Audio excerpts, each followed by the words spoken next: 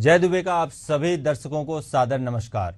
Asian news आपके चहेते कार्यक्रम मुद्दा में आज एक ऐसे गंभीर मसले को लेकर आया है जिसका सीधा सरोकार देश के हर एक परिवार से है, क्योंकि परिवार तभी संभव है जब घर में नारी होती है। लेकिन विडंबना है कि जिस नारी को हमारे देश में देवी मानकर पूजा करने की परंपरा है, जिस नारी की वजह से यह संसार अस्तित्व में है, वर्तमान समय में उसी नारी के अस्मत और अस्तित्व के साथ दरिंदगी चरम पर है।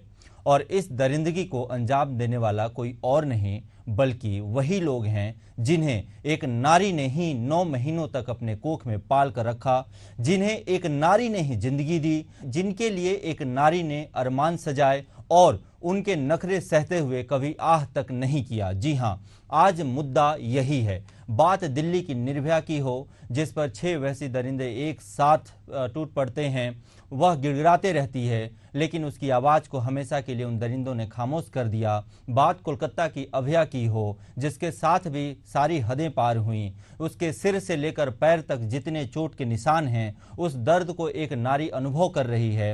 अब बात बेंगलुरु में महालक्ष्मी की करें, जिसके जिस्म को 59 टुकड़ों में काट कर फ्रिज में रख दिया गया।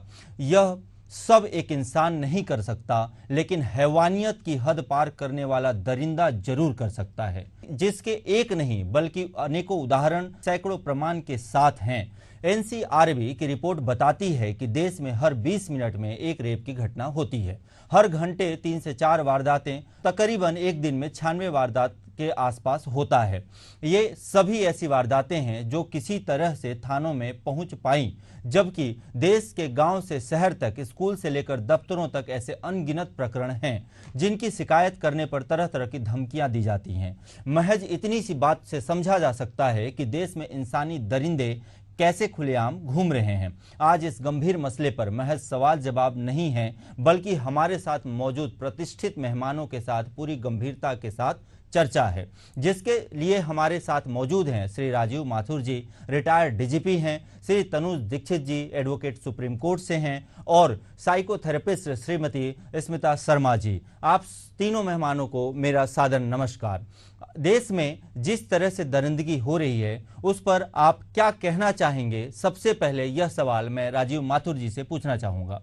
इसमें कोई शक नहीं है कि देश में यह दरिंदगी बढ़ती जा रही है जी, और ये एक नया फिनोमेना है। ये आज से कई साल पहले इस तरह की वारदातें सुनने में नहीं आती थी जी।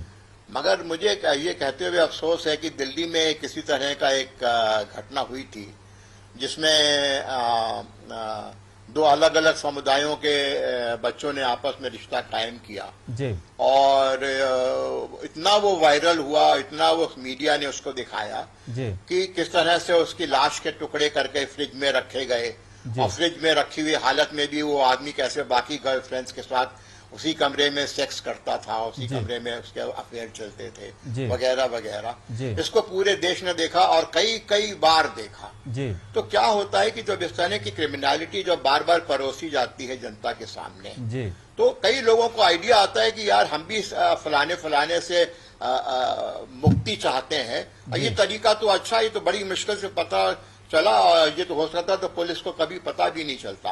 तो इस तरह की जो विकृत मानसिकता है, इसको ये एक प्रकार से एक मल्टीपल इफेक्ट देती है इसका। और जहां तक छत्तीसगढ़ का सवाल है, मुझे तो ये जानकारी है कि छत्तीसगढ़ में इस वर्ष के जो अभी तक के जो जनवरी से लेकर अभी तक के जो महीने हैं, उसमें महिलाओं के प्रति अपराधों में आंशिक रूप से कमी आई है। बाकी जो ऑफेंसेस हैं, क्रिमिनल ऑफेंसेस, उसमें एक तरफ इजाफा हुआ है, मगर हैप्पीली जो महिलाओं के प्रति जो अपराध है उसमें थोड़ी सी आंशिक कमी आई है जी। अगला सवाल मैं तनुज दीक्षित जी से करता हूं। हर दिन 96 रेप की लगभग घटनाएं होती हैं। तनुज जी, यह देश को किस ओर धकेलने का प्रयास है, या यह मानसिकता कहां लेके जा रही है? तनुज दीक्षित जी। देखिए, अभी जो कानून में निरंतर सुधार होते आ रहे हैं, पहले इंडियन पिनल कोड था, अब देखिए भारतीय न्याय संहिता, साथ ही साथ प्रोसीडिंग्स के लिए भारतीय नागरिक सुरक्षा संहिता, देखिए साथ ही भारतीय साक्ष्य अधिनियम, जिस तरीके से नए कानून अब भारत में मौजूद हैं, सजाएं जो हैं मामलों के प्रकरण का जो चलने का तरीका है, प्रोसीडिंग्स का जो हिस्सा है, जी अब सभी में पहले से बेहतर सुधार और कठोर सजाएं देखने को मिलती है। जी बीएनएस के अंदर अगर हम बात करें तो सेक्शन 64 में जो है रेप को डिस्क्राइब करा है, वहीं से लगा करके सेक्शन 70 तक अलग अलग विभिन्न तरीके से हुए कृत्यों को इसमें उल्लेखित किया है। जी वहीं स्पेशली चैप्टर 5 जो भारतीय न्याय संहिता का है, उसके अंदर में एक अलग से विमेन्स और चिल्ड्रंस की जितनी भी एब्यूज से रिलेटेड कानून हैं, उनको भी उसके अंदर उल्लेख अलग से करा है। तो देखिए, कानून में जो संशोधन की आवश्यकताएं थी वो तो हो गई हैं।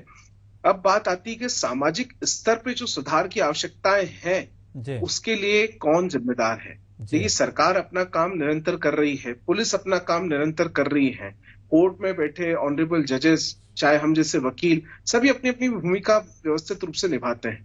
तो शहर में या जो अलग अलग शहरों में हम अलग अलग प्रकरण देखते हैं, जी इनमें वो कुंठित मानसिकता और ऐसे दरिंदों को एक चिन्हित करना और प्रायरली करना। देखिए, कोई कृत्य होने के बाद तो सभी उस पर कार्रवाई करेंगे, करती हैं, जी लेकिन अगर ऐसे लोग प्रायरली चिन्हित हो और उनका पहले से ही किसी रूप में रोकथाम किया जाए, ऐसे किसी चीज की आवश्यकता सामाजिक स्तर पर समाज के अंदर जरूरत है, एक जागरूकता की, एक इससे संबंधित लोगों को पहचान करने की। और मुझे लगता है ऐसा ही कोई काम अगर किया जाएगा तो ही जो ऐसे लोग हैं उन्हें जल्द से जल्द कुछ बड़ा हो उसके पहले उनको पकड़ करके और इससे समाज में मुझे लगता है ऐसा कोई कदम उठाने की अभी आवश्यकता काफी है। जिस तरीके से आए दिन अलग अलग शहरों में, अलग देश के अलग अलग कोने में हम जिस तरीके अलग अलग मामले देखते आ रहे हैं, जिससे मन जो है हर दिन अलग अलग पीड़ा से, अलग अलग भावनाओं के साथ में एक व्याकुल हो जाता है कि आखिर ये स्थितियां, परिस्थितियां जो बन रही हैं,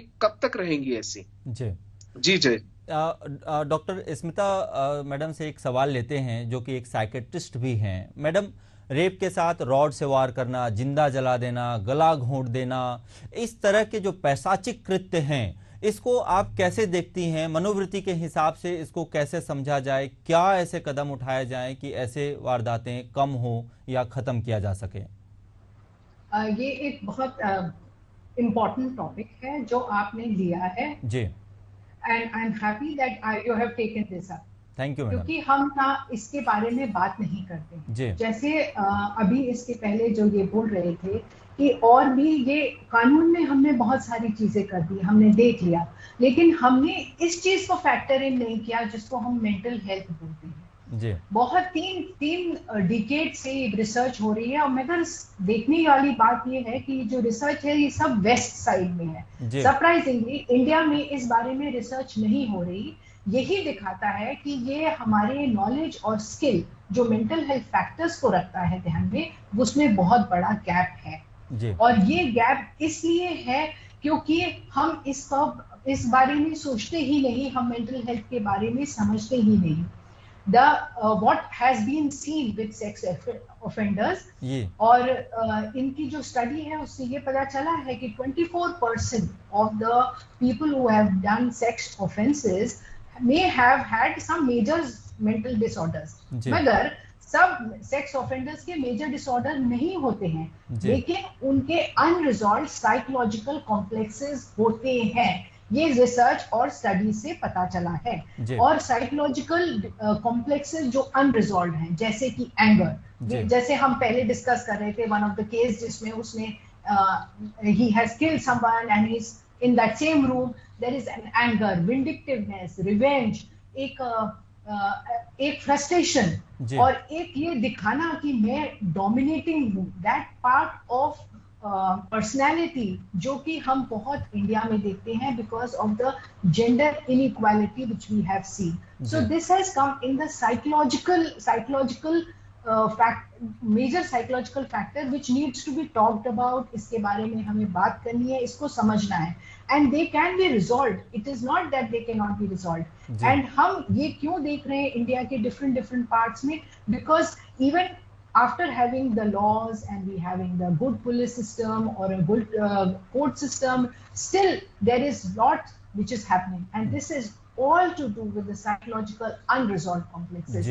इसके बारे में और डिटेल में मैं बता सकती हूँ, so maybe I will Can I continue telling you in yes, detail about this? Please continue. आप बताइए प्लीज। समाज जनता जानना चाहती है आखिर क्या है ये मनोवृत्ति, कैसे इस पे सुधार लाया जाए।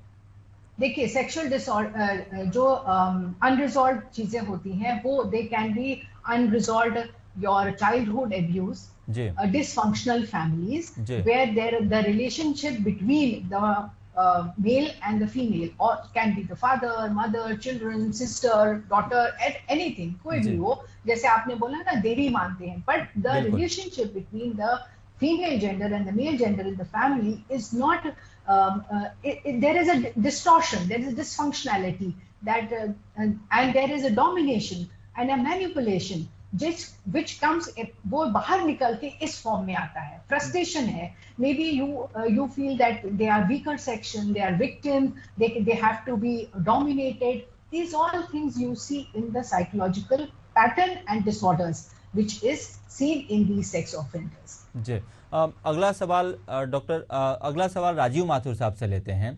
राजीव माथुर साहब, आप पुलिस के सबसे बड़े पद से सेवानिवृत्त हुए हैं। मैं आपसे यह बड़ा सवाल करना चाहूँगा कि इस ऐसे वारदातों से, ऐसे अपराधों से देश और समाज पर क्या असर पड़ रहा है, पहला। दूसरा, साथ में एक और सवाल है, हमारी माताएं, हमारी बहनें, हमारी बेटियां, हमारे घर की स्त्रियां कैसे अपने आप को ऐसे पिशाचों से सुरक्षित कर पाएं, रह पाएं, उसके लिए उनको खुद में कैसे क्या करना चाहिए, किस तरीके से अपने आप को तैयार करना चाहिए। राजीव माथुर साहब। देखिए, बहुत सारे इसके सुझाए गए हैं इसके तरीके जी। कई सारे ऐसे ऐप्स हैं जिसमें अगर आप किसी संकट में हैं तो आप फौरन उस में एक पैनिक बटन आप दबा दीजिए तो वो सीधे कॉल पुलिस कंट्रोल रूम में जाता है। आपकी लोकेशन पहुंचते तक हमारे देश में बहुत देर हो जाती है। माथुर साहब माफ कीजिएगा, पुलिस बहुत देर में पहुंचती है। जी हाँ, मगर ये एक नए तरीके हैं जिसके ऊपर हमको आगे इसको डेवलप करना है जी। और जहां तक देखिए, समाज के ऊपर तभी अच्छा असर पड़ता है जब जो भी दोषी हो उसको तत्काल सजा मिले। बिल्कुल। और उसका A1 इन्वेस्टिगेशन हो, बहुत ही प्रोफेशनल किस्म का इन्वेस्टिगेशन हो, रिपोर्ट करने में डिले ना की जाए और जो भी इन्वेस्टिगेशन हो वो बहुत ही हाई लेवल का इन्वेस्टिगेशन हो। कभी ऐसा भी होता है कि हमारे यहाँ से लोग बरी हो जाते हैं जब कोर्ट से, तो जज साहब पहले कारण बताते थे और उसमें इन्वेस्टिगेशन के दोष की ओर इंगित करते थे कि ये इन्वेस्टिगेशन में कमियां रही जिसकी वजह से ये केस कमजोर हुआ और हम चाहते हुए भी इसमें कन्विक्शन नहीं दे पा रहे हैं, क्योंकि ऐसे केसेस को जो पहले एसपी साहबान थे वो बहुत केयरफुली पढ़ते थे। प्रोसिक्यूशन के अधिकारी भी इसको बहुत केयरफुली पढ़ते थे और जो लोग इस तरह की लापरवाह किस्म की इन्वेस्टिगेशन के लिए जिम्मेदार होते तो उनके खिलाफ कड़ी कार्रवाई की जाती थी। इस तरह की कड़ी कार्रवाई के ऊपर जोर देने की जरूरत है। दूसरे, मुझे लगता है कि जैसे बाकी चीजों के लिए हम फास्ट ट्रैक कोर्ट्स को बनाते हैं, उसी तरह से ये जो इस तरह के जो अपराध हैं उसमें फास्ट ट्रैक कोर्ट्स होने चाहिए, क्योंकि ये तो जनता जान जाती है कि इस तरह की बड़ी घटना हुई, उसके कांप जाती है पढ़ के और सुन के, मगर जब उनके केसेस चलते हैं और उनको जब सजा मिलती है तो उसकी जानकारी जनता को नहीं होती। तो वो कॉन्फिडेंस बिल्डिंग एक्सरसाइज भी होनी चाहिए कि इसने जैसा किया, विदिन 1 साल या विदिन 6 महीना या विदिन 2 साल उसको सजा हो गई, फांसी की सजा में लटकाया गया।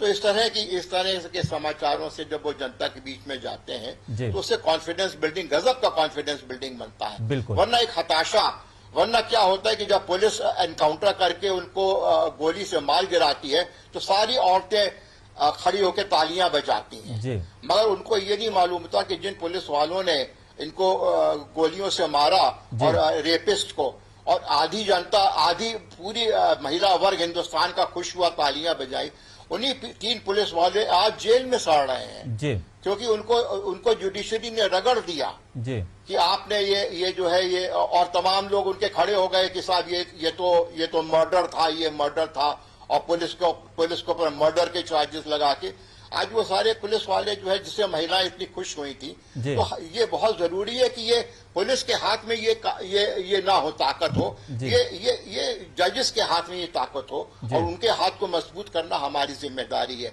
एक कानून हमें लगता है ऐसा भी होना चाहिए जिसमें हमको एक भेद करना चाहिए कि आप सामान्य रेप है या सामान्य मर्डर है या पाश्विक नेचर का ये कृत्य है। अगर पाश्विक कृत्य है तो उसकी सजा भी उसी प्रकार से एनहांस्ड होनी चाहिए। अब माथुर साहब एक और थोड़ा सा सवाल करूंगा, माथुर साहब थोड़ा सा एक और सवाल करूंगा यहीं पर। बहुत गंभीर चीज कहा है आपने। मैं अपने हमारे जो पुराने भारतीय शास्त्र हैं और जो पुराने हमारी सीख है वहाँ पे ले जाता हूँ। द्रौपदी के सिर्फ दुपट्टा के मामले से भगवान श्री कृष्ण ने पूरे महाभारत में 100 कौरवों को मार डाला था। यह कितनी शर्मनाक व्यवस्था होगी हमारे देश की कि जिन पुलिस अधिकारियों ने एनकाउंटर किया ऐसे पिशाच का, ऐसे दरिंदे का, उसको हमारे यहाँ सलाखों के पीछे दिन बिताना पड़ रहा है या सालों से वह सलाखों के पीछे है। ऐसी व्यवस्था को कैसे सुधारा जाए? तनुज दीक्षित जी, आप सुप्रीम कोर्ट में हैं, आप एडवोकेट हैं, ऐसी व्यवस्था को आखिर कैसे सुधारा जाए कि समाज में ऐसे दरिंदों के लिए, जो दरिंदे हैं ऐसे, उनके दिमाग में, उनके मनोवृत्ति में एक डर पैदा हो और वो करने से पहले 1000 बार सोचें कि यह कृत्य के बाद हमारे साथ क्या हो सकता है। देखिए, आप हो, हम हो या पुलिस प्रशासन हो, कोई भी किसी का मर्डर ऐसे ही नहीं कर सकता। अगर कोई एनकाउंटर है तो उसे प्रूफ कोर्ट के बेंच पे करना पड़ेगा सब, क्योंकि देखिए सजाओं के लिए हमारे यहाँ जितने प्रावधान है उसके अंदर फांसी तक की सजाओं का प्रावधान ऐसे कृत्यों के अंदर है। और मुझे लगता है क्योंकि जो खुद police law and order reforms की विश्वास रखती हैं, तो मुझे लगता है कि कोई भी सजा कानून के दायरे में रह करके, कानून के ऊपर, कोर्ट्स के ऊपर भरोसा रख करके। और देखिए अब जो पहले जैसा सिस्टम नहीं है, क्योंकि मैंने आपको कहा अब नए कानून भी है देश के अंदर और उनकी जो ट्रायल की जो टाइम लिमिट्स हैं अब वो भी सेट हो चुकी हैं। मैक्सिमम कोई भी डिसीजन अब 3 साल के अंदर आएगा। हालांकि मेरा तो अभी भी इस चीज पर विश्वास है कि इस तरीके के मामलों के लिए एक अलग से फास्ट ट्रैक कोर्ट में एक ट्रायल हो जिसमें हफ्ता 10 दिन के अंदर कोई फैसला आए और तुरंत ही इसके अंदर सजाएं हों। ऐसे लेकिन तनुज जी, जो समाज के हित में, जो आधी आबादी के हित में जो एक फैसला नहीं कह सकते, जो उस समय की मांग थी, उस जगह की जरूरत थी, वहां पे जो चीजें त्वरित हुई, कोई किसी ने एनकाउंटर प्लान्ड नहीं किया, वैसी स्थिति में समाज को क्या मैसेज जाता है? सुरक्षा के इम्तिहाज से क्या मैसेज जाता है? समाज क्या समझेगा? ऐसे दरिंदे कब डरेंगे? जब पुलिस को ही ऐसी सजा होगी कानून के साये में, तो क्या मतलब क्या मैसेज आता है? आप खुद बताइए। नहीं, ऐसा नहीं है। देखिए सभी जानते हैं कि ऐसे लोगों को साथ में सजाएं तो मौत ही, हम लोग सभी ये चाहते हैं कि फांसी की सजा हो, मौत की सजा हो। कोई नहीं चाहता कि उनको कम सजाएं हो। ऐसे जो लोग हैं, ऐसे लोगों का समाज में अस्तित्व नहीं है। ऐसे लोग पहली बात तो लोग कहलाने के लायक भी नहीं है। और जिस टाइप के काम कर रहे हैं, ऐसे जो दरिंदे जिनको हम पिशाच या ऐसे अन्य शब्दों से संबोधित कर रहे हैं, तो निश्चित रूप से देखिए सजाएं उनके लिए, मैं वही बता रहा हूं, कानून के अंदर सजाएं जो है उनके प्रावधान है और उसमें मृत्यु दंड तक की सजाओं का प्रावधान है। तो निश्चित रूप से न्यायालयी प्रक्रिया पर भरोसा रखने की बहुत आवश्यकताएं हैं।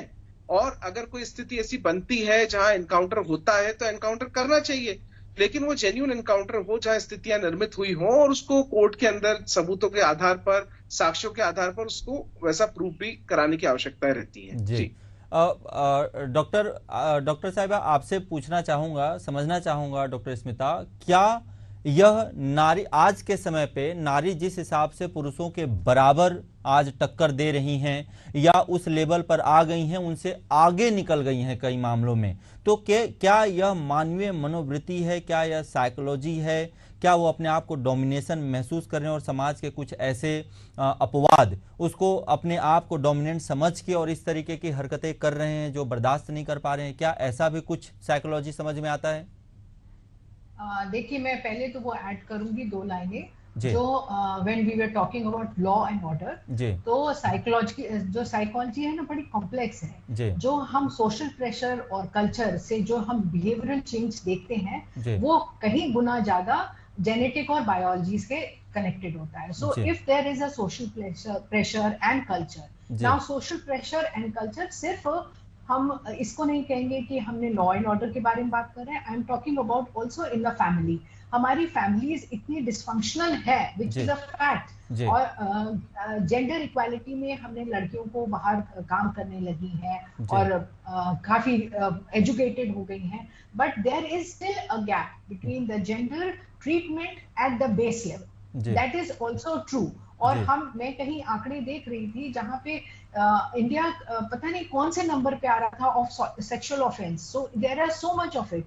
ये कहीं पे जाके वहीं पे आ जाता है कि द साइकोलॉजी जो है of the gap between both the genders and to dominate, to take revenge. So there is some, जैसे कि कोई एक फीमेल है, कोई एक वुमन है जिसके अगेंस्ट आपको विंडिकेटनेस है या रिवेंज है, and which you are also not conscious. This is the beautiful part of psychology कि आपको भी नहीं पता है कि आपके अंदर ये रिवेंज है, और that comes out in a form जो हम देख के बिल्कुल वो हो जाते हैं कि अरे ये क्या हुआ। ये इस फॉर्म में वो बाहर निकलता है। दूसरा होता है those kind of personalities, those who are narcissistic, जो मैं कहूँगा वो सही, that kind of personalities, those who are very dominating, those who do not talk about opinion, दूसरों की opinion, especially women work की opinion, इस पे बात नहीं करते हैं, तो उनको ये होता है कि dominating। लेकिन जैसे कि मैं पढ़ रही थी, when we talk about Nirbhaya, the offender